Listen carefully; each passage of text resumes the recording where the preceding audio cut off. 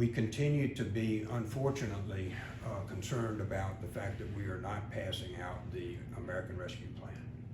And I want to take just a minute to remind you what all is in the American Rescue Plan. It's not only child protective services, it's not only issues that involve mental health. It is $750 million that goes to cities, counties, and rural water in Mississippi. And you don't have to go any further than to Jackson to see how critical the need is for that.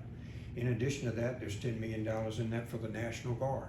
There are a number of different things that our citizens, our senators back here, worked on all summer long and in the fall, showing everybody what we needed, and they have made applications, over $700 million in applications for these various entities. And I want to remind you of the deadlines that we're facing here. Now, this has to be obligated by December 31st of 2024. Last week, the members of the House of Representatives proposed a bill to take back all of the ARPA money that had not been obligated. So we're at risk about that. The second thing is, if we wait another year, that means that we're behind every other state in spending this money. Every other one, like Tennessee and these others, are building out their places. They're doing their industrial parks, they're building their roads and bridges, they're doing the things that we proposed here. Without doing that, when we get a year from now, we may not be able to get a contractor to do the work in the time period that's necessary. So we are very concerned that this is getting hung up here in the last 2 weeks of the session. It is not good public policy to try to move 1.8 billion, or in this case $900 million, late in a session without having due consideration. We've proposed that bill after months of discussions on our part. It's sitting there silently at this point. And that is a real risk to my cities, my counties, my mental health, my child protective services, my National Guard, everybody. We're all at risk here, and we need to realize that.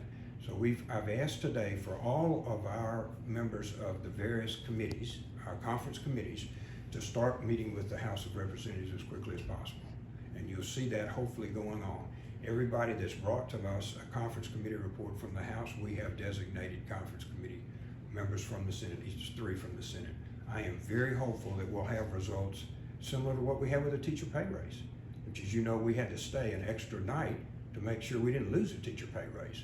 When we did that, we proposed it, the 2 of them got together, they made a counter proposal, our conference committee report worked, and it's been signed into law, and our teachers were not held hostage by whatever else is going on here.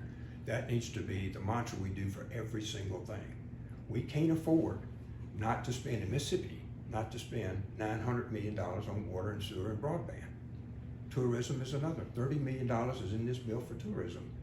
We had the largest gains of any state on tourism coming back after COVID, the largest one of any state in the country.